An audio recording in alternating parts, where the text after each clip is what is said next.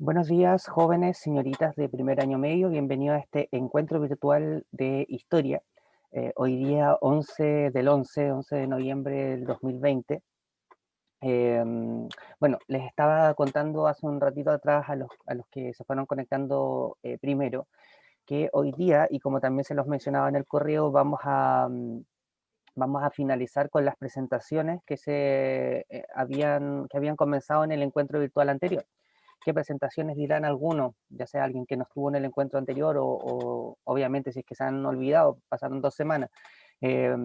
Presentaciones, recuerden que estuvimos trabajando sobre diferentes guías, o sea, en base a 4 guías, pero a cada grupo, hicimos un trabajo grupal, a cada grupo le tocó una guía con un tema diferente.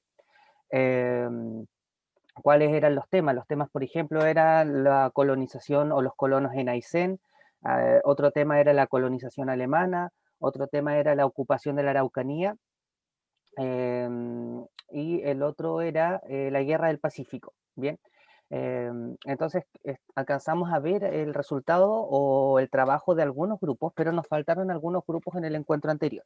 ¿Ya? Entonces, lo primero que vamos a comenzar haciendo en este encuentro es obviamente revisando el resultado de esos grupos, y después de eso vamos a finalizar con nuestra presentación sobre este tema. Acuérdense que el tema central aquí es la conformación territorial de Chile durante el siglo XIX, donde están todos estos procesos que acabo de nombrar. Vamos a terminar una presentación, vamos a ver unos videitos simplemente para reforzar lo ya visto, y en la parte final vamos a explicar cuál va a ser el trabajo que se va a realizar en el siguiente encuentro virtual y que va a ser el producto final o el producto que va a llevar una calificación. ¿Ya? Entonces, esa es la estructura de nuestro encuentro.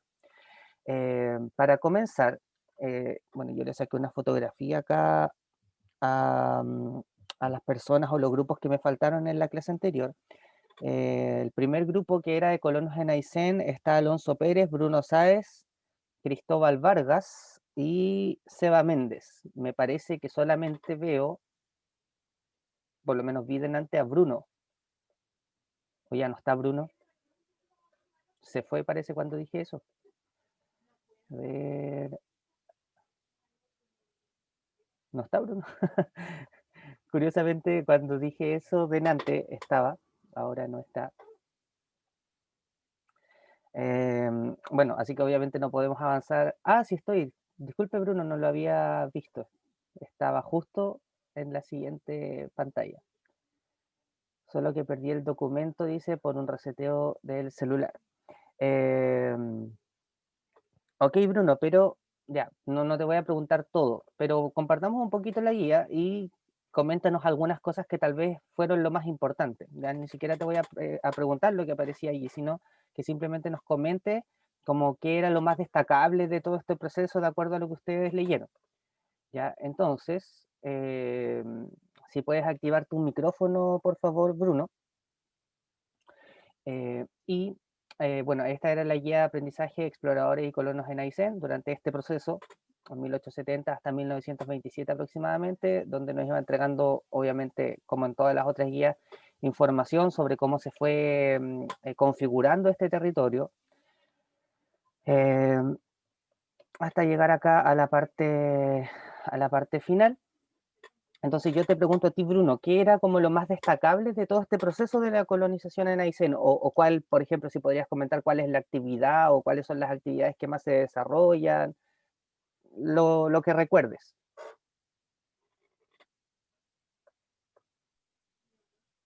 Bruno, Profe, no me acuerdo de mucho. ¿no se acuerda de mucho, Bruno? De nada, de nada, nada. Ajá, estoy Ya, perdido yo.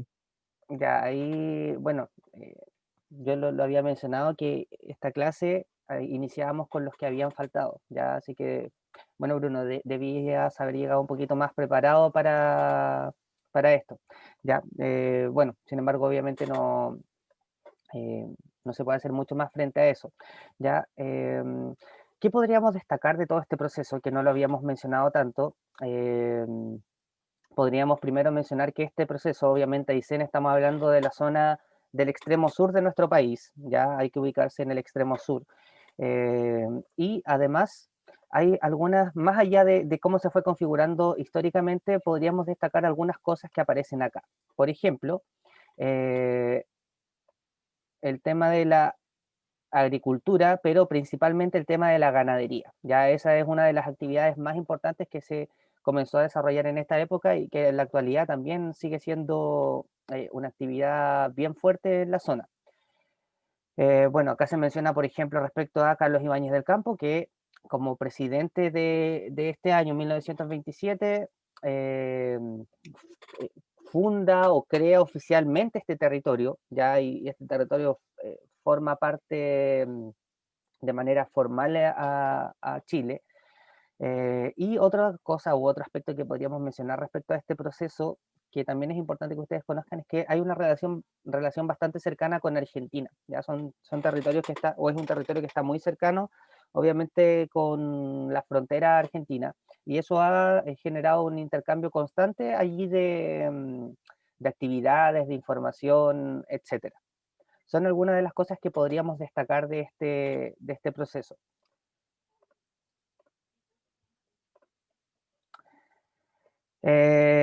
Bien, vamos al siguiente proceso, que bueno, por ahí en el chat me estaban hablando, me estaban comentando que una compañera tenía la información y parece que la compañera ya llegó, ya, que creo que es Valentina.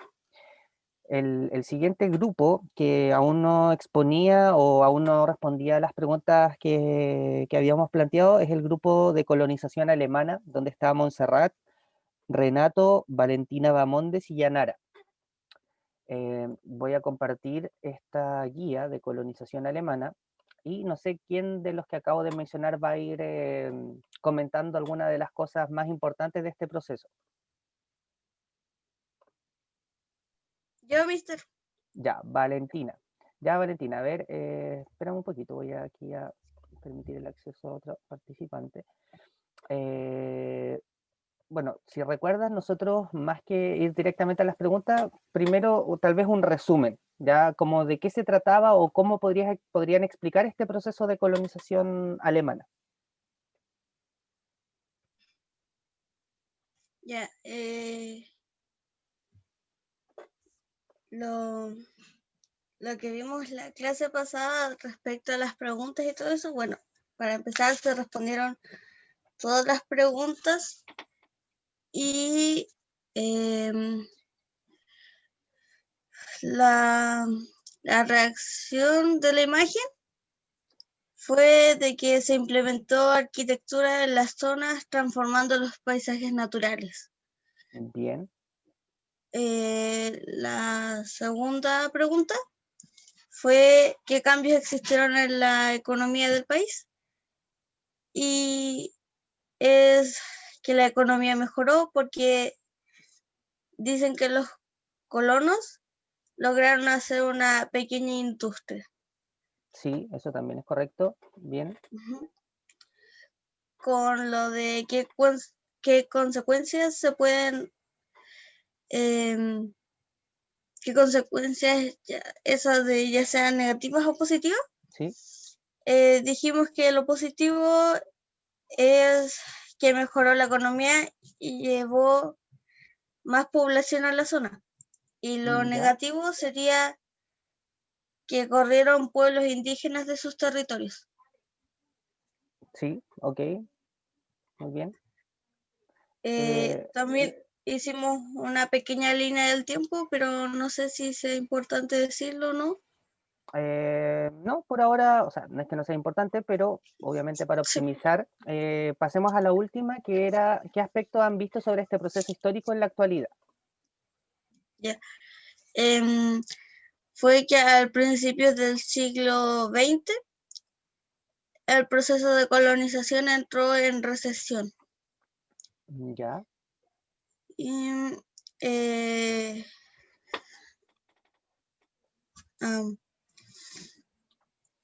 no tengo nada más escrito por ahora. A ver, vale, pero mira, o sea, todo lo que me has dicho y que hablaron como grupo es correcto, pero la pregunta es un poquito más específica y yo creo que es bastante más fácil de responder.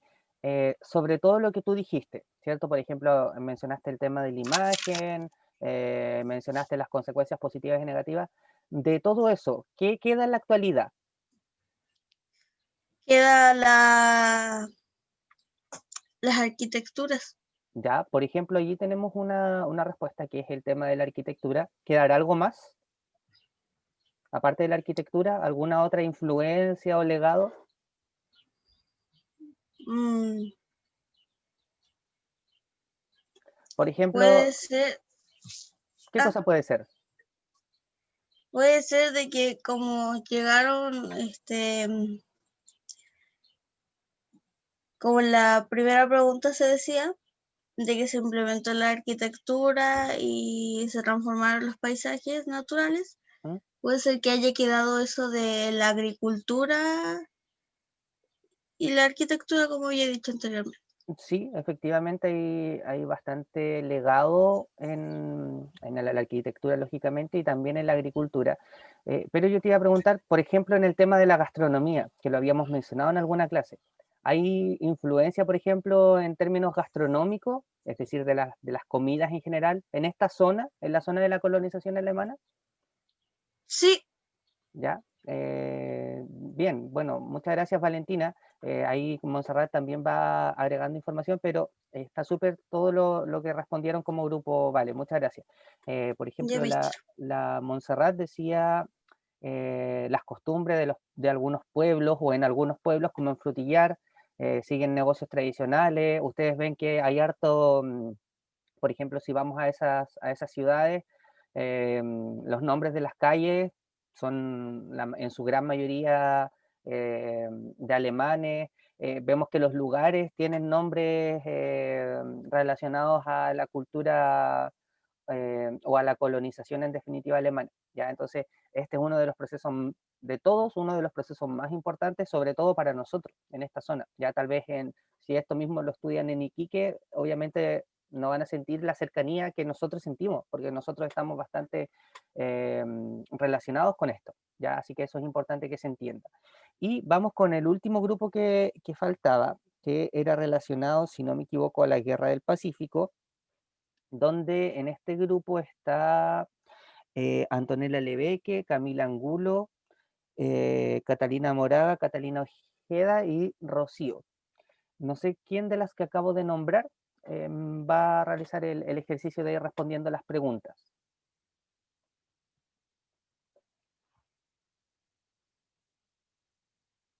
No se peleen. No veo nada en el chat. Entonces tendré que escoger a una de ustedes. ¿Sí? A ver, vamos a escuchar a la Cata Moraga. Mister, justo le iba a decir de que la Rocío es la que tenía todas las respuestas, pero no está, así que puedo responder solo mi pregunta, que es la 2. A ver, Cata, eso es relativo, ¿ah? Yo creo que es relativo, o sea, obviamente se entiende si la Rocío tenía la mayoría de las respuestas, pero que me digas que solo me puedes responder una, yo creo que no necesariamente. Ya, Pero, a ver, vamos primero a la que tú te sientes más segura y que tal vez fue la que eh, te asignaron. ¿Cuál sería en relación a la Guerra del Pacífico? ¿Cuál de las preguntas? la segunda. Ya, la segunda dice qué cambios existieron en la economía y características geográficas de esta zona con estas políticas.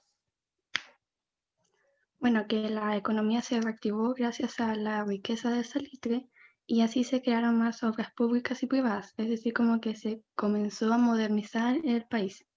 Y geográficamente se incorporó el territorio desde Arica hasta Antofagasta más o menos, y la mayor parte de este lo usaron como fuente de salitre y construyeron industrias para extraerlo o para trabajarlo. Sí, muy bien, Cata, excelente respuesta bastante completa. Antes de preguntar otra, a ver, Antonella me dice que, claro, Rocío tenía alguna de las preguntas, eh, y no sé si puedes, Antonella, responder tal vez la que a ti te había tocado, si puedes activar tu micrófono. ¿Mister? Sí, Antonella.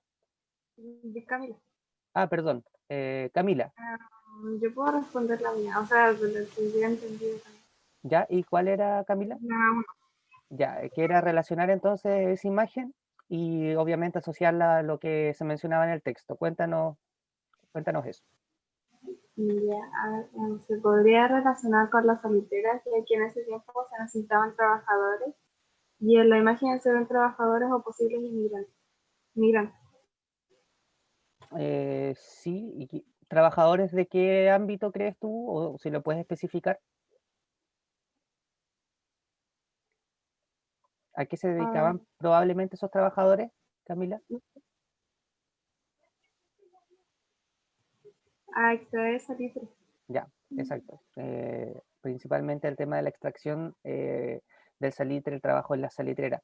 Bien, muchas gracias, Camila. Y le estaba Ya. preguntando a Antonella, no sé si está por ahí Antonella, si puedes activar tu micrófono, si puedes responder la pregunta que a ti te correspondía.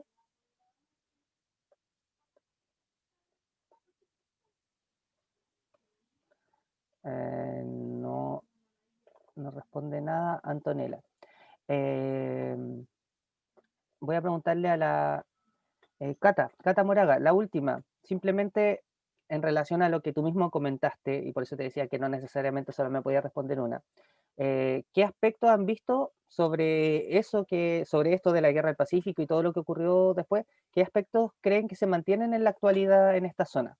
¿O no se mantienen ninguno? O sea, los territorios conquistados, ¿Ya? Sí, sí, la zona principalmente. del norte de Chile. Sí, excelente. Específicamente la zona del norte. Territorios como Tarapacá y Antofagasta. Sabemos que hoy día ya no se explota el salitre, pero los territorios se mantienen y obviamente son parte de nuestro país. ¿Ya? Bien, muchas gracias allí al grupo de Catalina, Camila. Bien, entonces damos por finalizado esta parte donde fueron cada uno de ustedes conociendo un poquito más sobre alguno de estos hechos puntuales. Y vamos entonces con la segunda parte de este encuentro virtual, que es la finalización de esta presentación. ¿Ya? Bueno, acá compartí la presentación que ya habíamos realizado. Recuerden que, voy a hacer un rápido resumen, hablamos un poquito sobre que en principio el Estado obviamente se preocupó de explorar los territorios, trajo gente especializada para eso, por ejemplo, el mismo Charles Darwin fue de los personajes relevantes que exploró Chile. También acá mencionamos la incorporación de Chiloé, Magallanes, mencionamos ya lo de la colonización alemana y que obviamente lo fuimos especificando más aún con el trabajo de los grupos. Mencionamos lo de la Guerra del Pacífico, que si se acuerdan en un encuentro vimos un video también que explicaba la importancia de este proceso y además lo fuimos trabajando ahora con este trabajo grupal. En lo de la ocupación de la Araucanía también lo vimos sobre todo en lo que fue el trabajo de los grupos y creo que los grupos que les tocó sobre este tema también hicieron un buen resumen sobre esto, ya. Ocupación de la Araucanía, es decir, un proceso que va desde 1860 hasta 1883 aproximadamente. Se entiende que el Estado chileno intenta tomar los territorios que hasta ese momento pertenecían sobre todo al pueblo mapuche, a través de un plan se le llamó pacificación, pero sabemos que no fue necesariamente pacífico, por eso se le llama ocupación de la Araucanía. A través de ese proceso, de ese hecho que fue más bien militar, se fueron sumando todos estos territorios que sirvieron para el tema de la agricultura y sabemos que hasta el día de hoy eso ha traído consecuencias en esta zona. Allí vimos el video y hoy día entonces nos enfocamos con uno de los últimos procesos que vamos a explicar de forma bastante rápida, bastante simple. Obviamente el objetivo es comprender la conformación territorial de nuestro país, sobre todo durante el siglo XIX, y nos faltaban estos dos hechos, por lo menos mencionar estos dos hechos. Uno es la incorporación de Isla de Pascua y el otro es la cesión de la Patagonia. ¿Ya? Lo de la Isla de Pascua es bastante curioso, entre otras cosas porque, bueno, no es que Chile se haya apropiado, digamos, o haya colonizado este territorio, sino más bien se llegó a un acuerdo en esta época, estamos hablando de 1888, entre representantes de Chile y el Consejo de Ancianos de Rapa Nui. A un acuerdo para que en definitiva este territorio pase a ser parte de Chile. Chile genera una especie de arrendamiento de la isla, ¿ya? Entonces es bastante curioso, el territorio se ocupaba sobre todo en esa época para, por ejemplo, la crianza de ovejas, ya es una de las obras o de las acciones que mayormente se reconoce. En definitiva, la isla de Pascua, o más que la isla de Pascua, Rapa Nui, sabemos que hoy día se le ha cambiado o se le va a cambiar el nombre. Rapa Nui sigue perteneciendo lógicamente a nuestro país, por lo menos en términos formales. Ahora ustedes sabrán que no necesariamente la gente de Rapa Nui se siente parte de Chile. Son una cultura bastante diferente a lo que podríamos decir a nosotros como chilenos estándar. Bien, ese es uno de los hechos importantes entonces. La incorporación de la isla de Pascua también es otro proceso que suma a esta conformación territorial de Chile. Y el Tratado de Límites con Argentina. Chile aún estaba inmerso en el proceso de guerra del Pacífico, ¿ya? Cuando comienza a entrar en conflicto con Argentina, ¿ya? En definitiva, ¿cuál fue la solución? Fue realizar un tratado entre estos dos países donde se estableció la división y cómo iba a quedar en definitiva, el mapa de ambos países. Sabemos que, entre comillas, bueno, se llama cesión o pérdida de la Patagonia, porque se pierde parte importante de este lugar, de la llamada Patagonia. Ustedes lo pueden ver aquí en el mapa. Y en realidad para el Estado chileno tampoco era un territorio que haya estado 100%, que haya sido 100% propio. Más bien era uno de los tantos territorios que no había sido mayormente explorado. Entonces tampoco hubo mayor complicación por eso y se prefirió dar o enfocar al conflicto de la guerra del Pacífico, que sabemos que en definitiva Chile, entre comillas, ganó esa guerra y le permitió adquirir estos territorios del norte que estábamos mencionando hace poquito. Entonces, en definitiva, a través de un tratado es que se logra la incorporación, o perdón, más que la incorporación, la pérdida de la llamada Patagonia. Y hoy día Chile es lo que es en esta zona, en el extremo sur, debido, entre otras cosas, a este tratado de límites con Argentina. Vamos a ver entonces dos videitos. Ya el primero es de la isla de Pascua, que en un minuto es de estos videos típicos que observamos, que en un minuto nos resume como nos da algunos nombres o algunos hechos relevantes, y después vamos a ver un video de la colonización alemana, que no lo vamos a ver completo, ya el video completo son aproximadamente 20 minutos, nosotros vamos a ver los primeros 5 o 7 minutos, para quedarnos con algunos de los datos más importantes. Me interesaba que conozcan que puedan observar este video en relación a la colonización alemana, porque insisto, de todos los hechos, si bien todos son importantes para nosotros, que vivimos en la zona sur, este tal vez es uno de los más relevantes. Así que vamos a ver estos videos y después les voy a explicar cuál va a ser la actividad que va a haber que realizar y cómo va a haber que hacerla. Así que voy acá a compartir.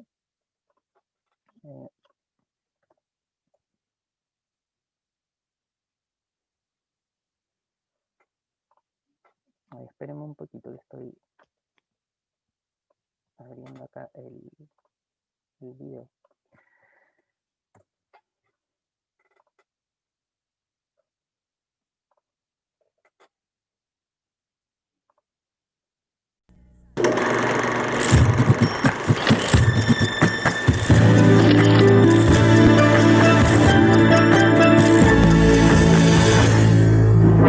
Una isla en medio del Océano Pacífico. Rapa Nui, a merced del mundo.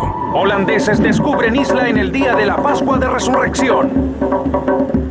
2000 isleños como esclavos a Perú. Chile va tras la isla de Pascua. Un rito ancestral unirá a un pueblo y una nación. Sin derramamiento de sangre, el marino Policarpo Toro toma posesión de la isla. La isla se une al territorio nacional.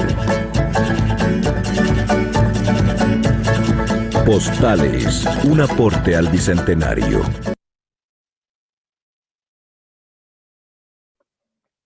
Como les comentaba, video bastante claro, bastante simple, donde se mencionan los mismos hechos que estábamos comentando recién. pero que nos ayuda a confirmar y reconfirmar esta situación para que a ustedes no se les olvide.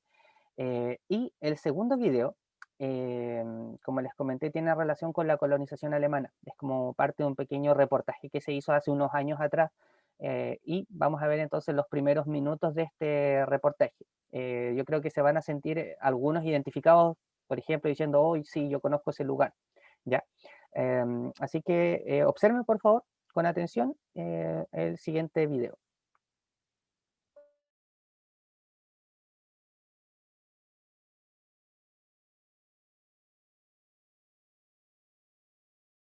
Bueno, nosotros lo queremos invitar a un viaje ahora, visitar el sur de Chile, porque uno puede avanzar a lo largo del sur y conocer muy de cerca uno de los procesos migratorios más importantes de nuestro país y de la historia. Se trata de la llegada de los alemanes.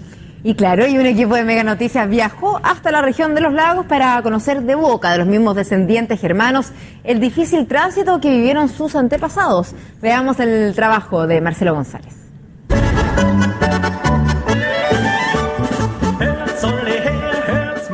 Buenas tardes, ¿qué se le ofrece? ¿Cómo estamos? ¿Cómo estamos, Hans? Ahí estamos. Mucho gusto. Aquí venimos a conocer un poco parte de su historia, la historia de su familia. Porque aquí, ¿quién fue el primero de su familia que llegó a Chile? Mi bisabuelo llegó aquí en el año 1852. Llegaron el 12 de diciembre del año 52 a Puerto Montt. La inmigración alemana en Chile no solo fue una de las más importantes, es también una de las historias más increíbles. Los primeros colonos que llegaron, llegaron por Valdivia. Los Schmidt abajo, los Wolf y los Klages, esos fueron los primeros que llegaron aquí a la zona. Eso llegaron por Valdivia. Tenga la onda, pasa adelante nomás. El bisabuelo de Hans Silver llegó a mediados del siglo XIX a Chile y lo hizo acá, a la zona de Playa Maitén, a las orillas del lago Yanquihue. Hans, junto a su esposa que también desciende de alemanes, son la cuarta generación desde que sus antepasados llegaron a este país. Chilenos 100%, de esos que hasta hablan con ese característico tono cantadito de los chilotes, aunque sin dejar de lado su raíz germana. Wenn ich noch kann reisen, vielleicht mit meinen Kindern und mit meinen Töchtern, vielleicht, wenn es geht, sonst auch nicht. Der will nicht. Ich habe ja noch Verwandte, sagen wir, von meinem Vater. No fue fácil domesticar esta zona donde llueve 250 días al año. Ese año que llegaron dicen que fue un año muy lluvioso, pero ya estuvieron viviendo no sé cuánto tiempo en la playa, por la orilla de la playa, en carpas, no tengo idea en qué sería, pero habrían hecho sus primeras ruquitas. Claramente los primeros colonos en llegar a Chile fueron los que peor lo pasaron. La segunda generación tuvo un pasar levemente mejor. Fueron la tercera y sobre todo la cuarta generación, los nietos y bisnietos de los colonos, los que han gozado el bienestar y trabajo que labraron sus antepasados. Una historia que partió en 1846.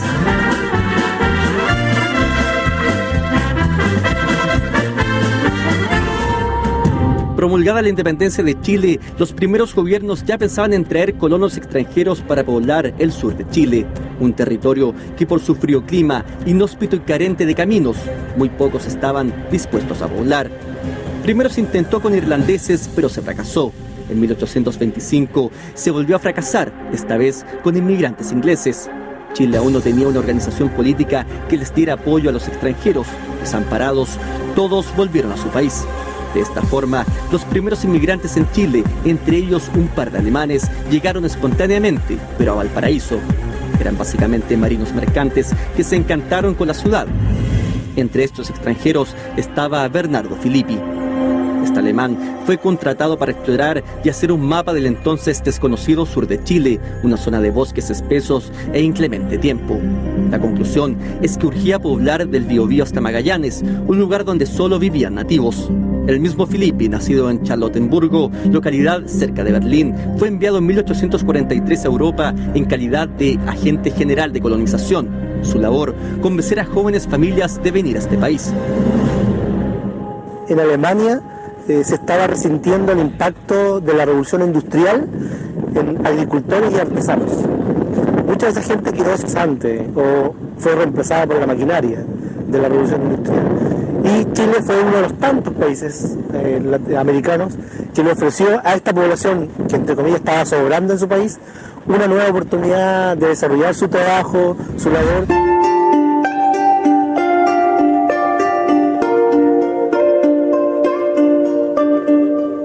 ¿Qué año se vino ¿Se sabe el año exacto en que llegó a Chile, no? Mi bisabuelo, 1852. O sea, fue parte de la primera... Y aquí a Playa Maitén llegó el 3 de marzo de 1852, junto con la familia Clagues y la familia Wolf. La otra familia Wolf son mis otros bisabuelos. En 1846, Filippi logró asentar, casi de manera experimental, al primer grupo de colonos alemanes en las orillas del río Valdivia. Eran 15. Se requería ver si eran capaces de soportar en esa zona casi deshabitada. Y lo hicieron. En octubre de 1850, la colonización tomó carácter oficial. Vicente Pérez Rosales reemplazó a Filippi como agente de colonización.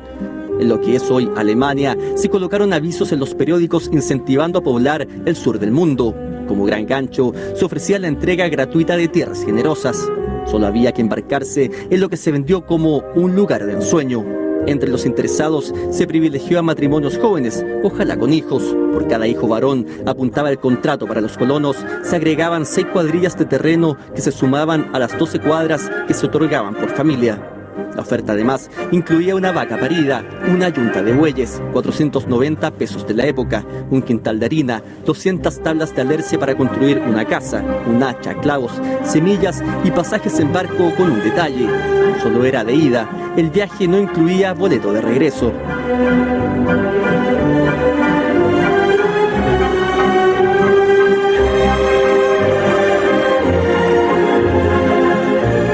La travesía duraba 4 meses en buques cargueros. Cruzaban el estrecho de Magallanes hasta detenerse en el improvisado puerto de Melipulli, hoy Puerto Montt. En 1852 llegan a Chile cerca de 700 colonos. Solo tras pisar suelo chileno, estos extranjeros se daban cuenta de dónde habían llegado. Al frío, incesantes lluvias, una zona sin civilización ni nada, una zona llena de tupidos bosques, donde no había caminos, era en efecto el fin del mundo. Imagínate, tú lo viste en el diario allá en Alemania. En Chile se están ofreciendo tierra y existe ya la posibilidad de venirte para acá. Tú le dijiste a tu señora, oye vieja, vámonos. No, yo creo que nos quedamos acá, nomás estamos mal, pero quedémonos acá. No, pero la convenciste. ¿Ya? Ya que se subieron al barco y empezaron a venir para acá, ella te empezó a catetear. Porque el barco venía apiñado, el barco no llegaba nunca, ya pasaban tremendas peripecias con los vientos, los temporales, etc. Ya, al llegar a Puerto Montt, le dicen, ahí está, había una bodega donde ellos tenían que vivir. Esa bodega tenía techo y paredes, no había piso, no había nada. Ahí tenían que vivir. O sea, al llegar ahí ya empezaron los problemas. Familiares. Claro, familiares, ¿ya? Pedro Felmer es bisnieto de la...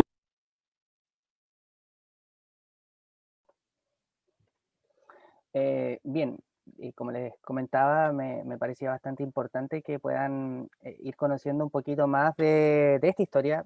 Si bien la hemos comentado, pero por ejemplo, el tener el testimonio de gente, de familiares de los primeros colonizadores, obviamente es diferente.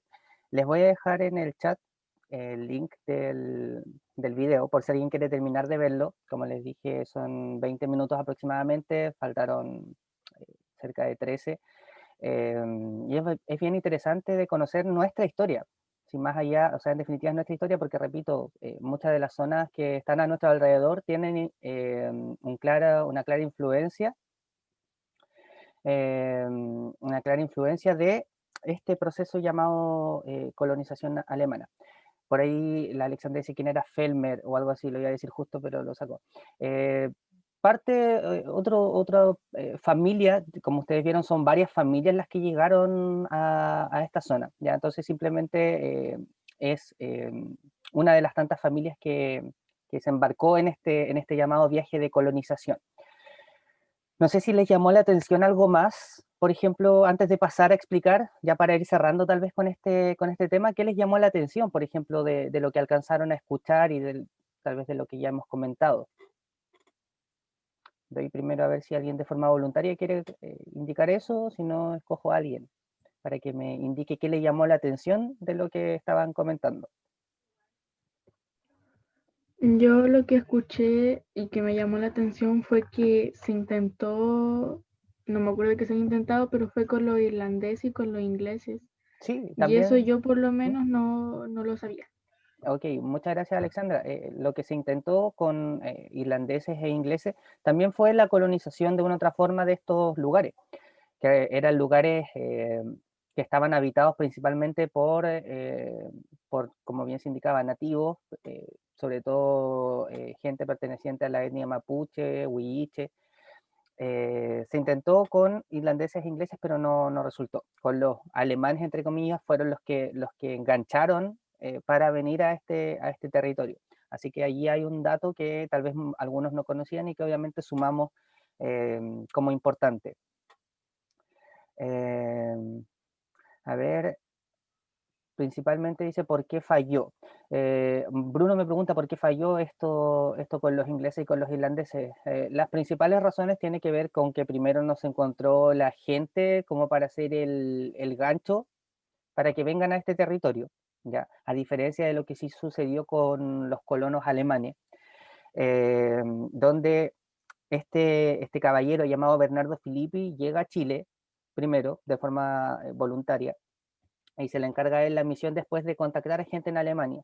Ahí él comienza con eso y después es Vicente Pérez Rosal el que va también a Alemania a buscar gente.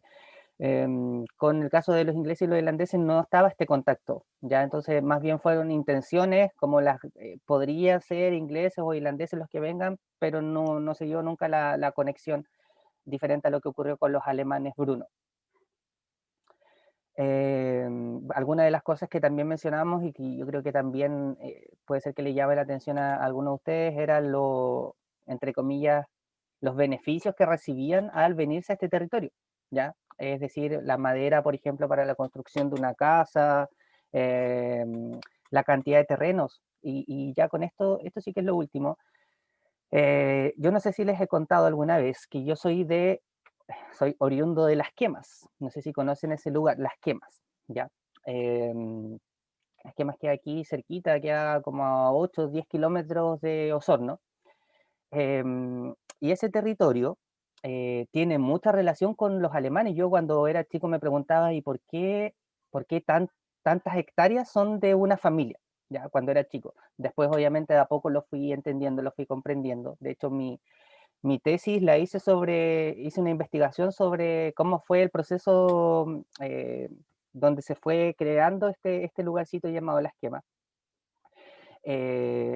Y allí, por ejemplo, ocurre lo mismo que ocurre en Frutillar o que ocurre en Puerto Vara. Son familias que se le entregaron estos terrenos y que no era una hectárea, o sea, eran muchas hectáreas de terreno y que obviamente ellos después, en este caso los primeros que llegaron, tenían hijos, después esos terrenos fueron quedando para los hijos, hasta llegar a la actualidad. Hoy día, por ejemplo, en ese lugar, en Las Quemas, no sé, la familia Schulz, en su momento tuvo una gran cantidad de hectáreas, cientos de hectáreas.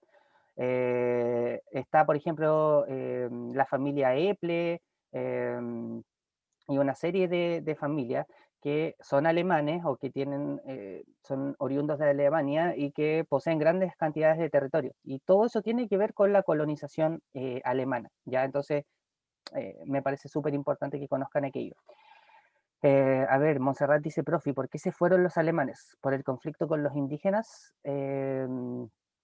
¿A qué te refieres, Monse, con que se fueron? No sé si me lo puedes explicar un poquito más. Porque en definitiva, claro, puede ser que algunos efectivamente algunos se fueron, ya, pero la mayoría de los que vino se quedó, ya, y por lo mismo, como indicaba recién, hoy día sabemos que parte de los territorios tienen mucha relación con esto.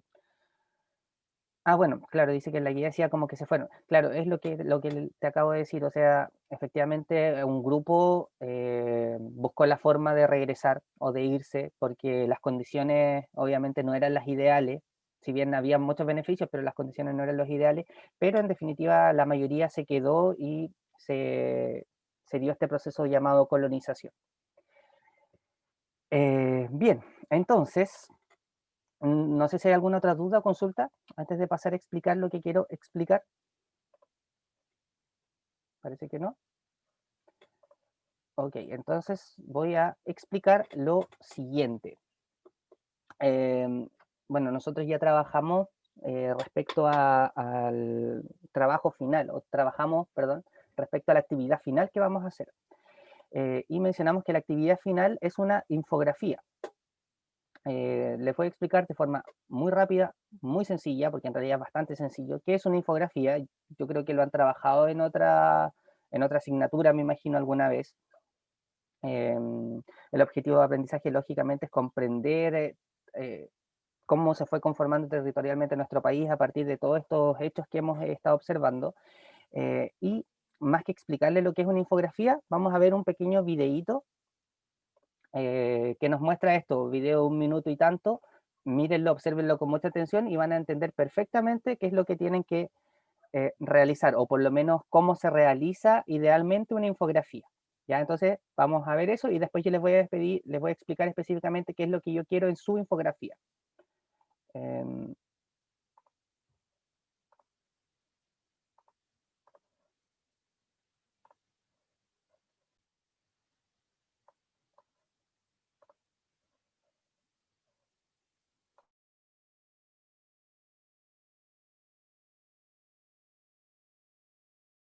¿Qué es, para qué es y cómo empezar una infografía? Según la RAE, la infografía es la técnica de elaboración de imágenes mediante un ordenador. Sin embargo, estas son mucho más que eso. Se usan para entender, relacionar o estructurar información de forma clara, sencilla, gráfica y dinámica, para acelerar la comprensión y asimilación de sus contenidos y así llegar a más personas. Por tanto, resultan útiles para comunicar conceptos complejos que de otra forma serían monótonos y difíciles de entender. También se usan para visualizar datos, sintetizar cantidades muy grandes de información, comprender procesos, como un gancho para atraer la atención de las personas o como comunicación efectiva e inmediata, entre otras cosas. Para hacerlas, hay diferentes elementos representativos que se pueden utilizar, como son ilustraciones, mapas, iconos o pictogramas, fotografías, gráficos lineales, organizacionales, gráficos de torta, de barras, etc. A su vez, pueden ser dinámicas, animadas o interactivas, o algunas pueden ser fijas para usarlas en medios impresos y web. ¿Cómo empezar a hacer una infografía? Lo primero es identificar un tema, hacer la correspondiente investigación y definir así qué es lo que se quiere mostrar. Después hay que empezar a hacer los bocetos que determinen la estructura, el tamaño y los elementos que nuestra infografía va a tener. Cuando ya se haya determinado claramente qué es lo que se quiere, podemos empezar a construirla. Es muy importante que al final se mencionen las fuentes de donde se sacó la información o citar al correspondiente autor. No olvides leer los términos y condiciones de los sitios de origen.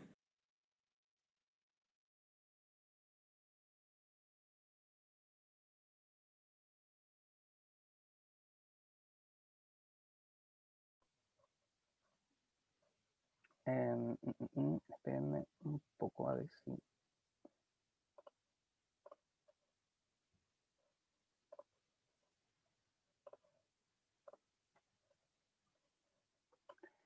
Ya. Yo creo que se entendió, ¿cierto? Respecto a, de forma general, qué es una infografía. El video es muy claro, bastante lógico respecto a cómo se debe ir construyendo una infografía, cómo debe ser una infografía. Entonces, ¿cuál es el trabajo final que ustedes van a tener que realizar y que vamos a comenzar en el siguiente encuentro virtual? Es una infografía sobre la conformación territorial de Chile en el siglo XIX. Ese es el tema. ¿Ya? A partir de ese tema, ustedes van a tener que elaborar su infografía. Pueden elegir, por ejemplo, solamente uno de los procesos, que en este caso podrían elegir ya solamente la Guerra del Pacífico y hacen una infografía de cómo ocurrió y lo más importante de la Guerra del Pacífico, o pueden elegir varios procesos, por ejemplo, colocar conformación territorial de Chile e ir colocando los distintos procesos que hemos estudiado. Allí ya depende de acuerdo a la creatividad de cada uno. Otra cosa importante, esta infografía debe ser elaborada en el programa o página Canva. ¿Se acuerdan que el año pasado, en tecnología, yo los hice trabajar con esta página? Estuvimos trabajando, haciendo un afiche, creo, con Canva. Entonces, Ahora yo les voy a solicitar que lo hagan o que trabajen idealmente con esta página. Ojo, no es excluyente, o sea, si alguien quiere hacerlo con otro programa, lo puede hacer, pero yo les sugiero este programa porque, como recordarán, les entrega muchas opciones para poder hacer este tipo de trabajo. ¿Cuál es el plazo o la fecha de entrega máxima? El día jueves 26. Nosotros nos volvemos a ver hasta el miércoles 25, ¿ya? Y toda esa clase, todo ese encuentro virtual van a tener toda la clase para avanzar en su infografía, ¿ya? ¿Alguna duda o consulta respecto a esto? A ver, en el chat. Mister, ¿la infografía se puede hacer uno por su parte o tiene que ser en la clase? A ver, o sea, puedes avanzar, obviamente, como ya de aquí vas a saber lo que hay que hacer, obviamente lo puedes avanzar, ¿ya? El tema es que la clase del 25, yo voy a estar disponible para ir, por ejemplo, viendo si es que avanzaron y me digan, mister, avancé esto, ¿estará bien? ¿No estará bien? ¿Qué le falta? ¿Ya? O sea, puedes comenzar a avanzar, ¿ya? Pero yo les recomiendo que en la clase, sobre todo en la siguiente encuentro, el 25, se enfoquen al trabajo, porque tampoco es algo que les va a llevar demasiado tiempo. Lo que pueden hacer es, por ejemplo, buscar toda la información, tal vez, que van a utilizar en su infografía, cosa de que después no pierdan tiempo con eso. Camila me pregunta, ¿es en grupo? Podría ser hasta 3 personas, ya, no más que eso, hasta 3 personas. También puede ser individual, lógicamente, o en pareja, o hasta 3. En Montserrat dice, y la nota no cambia si ponemos un proceso o más. Ejemplo, si hacemos uno, el puntaje es más bajo que si hacemos más procesos. No, no cambia la nota. Por ejemplo, si, como les decía antes, ya, si eligieron solamente la Guerra del Pacífico, a mí lo que me interesa es que en su infografía esté claramente explicado la Guerra del Pacífico. Ya no les descontaría porque no incluyeron otros procesos. ¿Ya? No sé si se entiende, Montserrat. Camila dice gracias. No sé si hay alguna otra duda o consulta.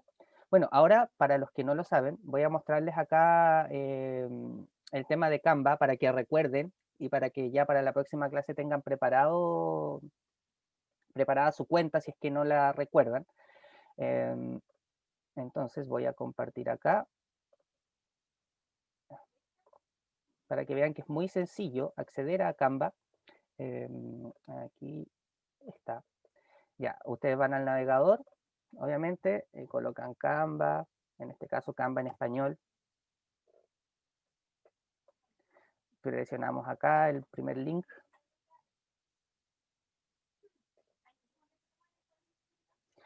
Y les va a dar la opción, por ejemplo, para ingresar con una cuenta que se pueden crear. O sea, se pueden crear una cuenta ahí mismo o pueden acceder con su cuenta de Gmail.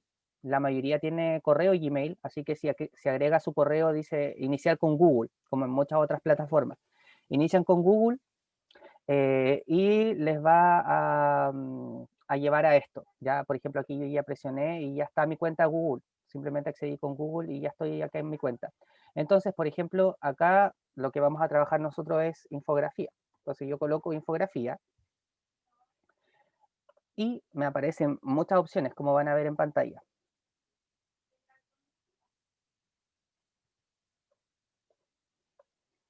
Allí, por ejemplo, están viendo ustedes una serie de infografías que, si la presionan, obviamente pueden trabajar sobre esa infografía. Supongamos que a mí me gusta este modelo. No sé si les cambió la pestaña y les está cargando el modelo que presioné, o se quedó en la pestaña anterior. ¿Si alguien me puede decir?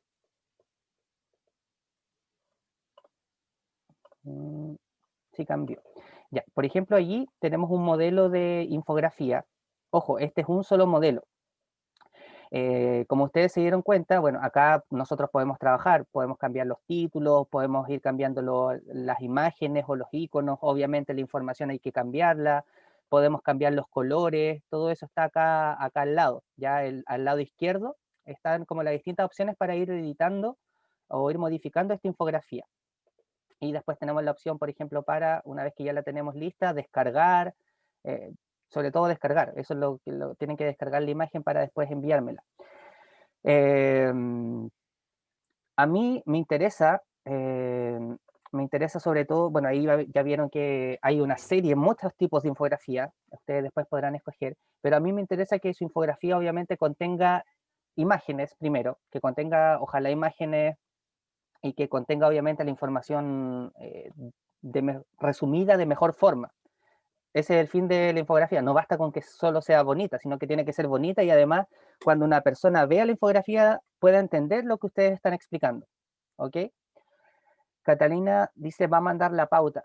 Cata, la pauta yo la mandé hace rato porque la envié con lo que era esta última evaluación, ¿ya? Así que revisa por ahí o pídesela a alguno de tus compañeros porque yo ya envié la pauta donde salía lo de la rúbrica. Miren, sí, me preguntan en serio, mister. Yo les envié esto, esperen, a ver.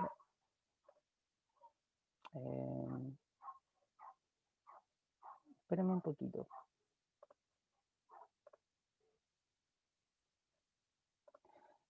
Bueno, yo les mandé, eso no, esto, les mandé desde acá hasta acá, pero en PDF. Pero lo mismo, pero en PDF. Así que revisen. A ver, dice la pauta, la puede mandar por el chat. Aquí eso. Mira, me pregunta si la envía al correo del curso. La envía al correo del curso y la envía al correo personal, ¿ya? Me voy a fijar si puedo adjuntar el mismo archivo nuevamente acá. Ya, espérenme un poquito, a ver si me da la opción, porque a veces mi compu se coloca un poquito especial. Pero voy a intentar enviarlo acá.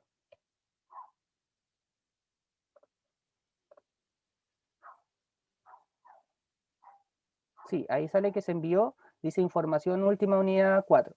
Y ahí está la pauta. Me imagino que ya la pueden ver en el chat porque por lo menos aquí sale enviado. ¿Cuál es el...? Bueno, acá ya aparece, aparte de la infografía, una cosa es la infografía, ¿ya? Pero aparte de la infografía, van a tener que hacer un pequeño videíto explicativo, ¿ya? Por la infografía de verdad, o sea, ustedes buscan la información y después va a ser simplemente acomodarla a alguno de los modelos que más les guste. Tienen que cumplir con todo lo que aparece acá, obviamente un buen diseño, el contenido tiene que estar claro, los elementos como las imágenes tienen que ser bonitas o tienen que estar acorde obviamente al tema, no tienen que haber errores de ortografía. Y además en esta pauta en un video que como mínimo dice 2 minutos y máximo 4 minutos, ustedes expliquen su infografía. Simplemente toman su infografía y la explican. Y dicen, no sé, mi infografía habla sobre la colonización alemana y la colonización alemana está compuesta principalmente por este proceso y este proceso. Lo explican. Lo que tienen en su infografía, eso les va a llevar 2 minutos, no más que eso, ¿ya? Alexandra dice, mister, puede contener imágenes, ¿verdad? Sí, de hecho, lo vuelvo a mencionar en su infografía. Bueno, por eso también vuelvo a decir, una vez más, que esta infografía la vamos a trabajar el próximo encuentro. Van a tener todo el encuentro para hacer su infografía, ¿ya? No se compliquen tanto diciendo voy a avanzar esto, porque si es que pueden avanzar algo, avancen lo del contenido, lo que les gustaría incluir en su infografía, ¿ya? Pero la infografía tiene que tener imágenes. Una infografía sin imágenes no es infografía en definitiva, ¿ya? Tiene que tener un buen contenido y buenas imágenes. Samuel dice, profe, ¿el video tiene que mostrar la cara o es solo voz? Eso lo definimos el siguiente encuentro. ¿Por qué? Porque repito, el siguiente encuentro, de hecho voy a darle algunas noticias que podrían ayudarle, podrían beneficiar a varios. Así que lo del video, enfoquémonos en el siguiente encuentro, ¿ya? ¿Alguna duda o consulta? Más, aparte de las que ya he ido respondiendo. Bueno, lo del video, repito, lo voy a explicar el siguiente encuentro. Pero ahora simplemente quería adelantarles el trabajo que hay que realizar y que, repito, lo vamos a hacer el siguiente encuentro virtual. Ya, se los digo con mucho cariño, no se estresen ahora avanzando en eso, porque van a tener la clase completa para avanzar eso. ¿Bien? ¿Alguna duda? ¿Pregunta? Creo que no. Repito, el siguiente encuentro les pido que asistan sí o sí. O sea, ya, bueno, ahora hay una asistencia de 31 estudiantes que es bastante buena, pero les pido que asistan porque les voy a dar una, no sé si una noticia, pero podría entregar una información que, repito, les va a ser beneficiosa para varios, yo creo. Así que los invito sí o sí a ser parte del siguiente encuentro virtual donde vamos a comenzar a desarrollar este trabajo. No habiendo más dudas, al parecer, no más consultas, damos por finalizado este encuentro virtual hoy día 11 de noviembre. Que estén muy bien, cuídense, que tengan un buen resto Chao, de día. mister. Así que nos estamos viendo. Chau, chau.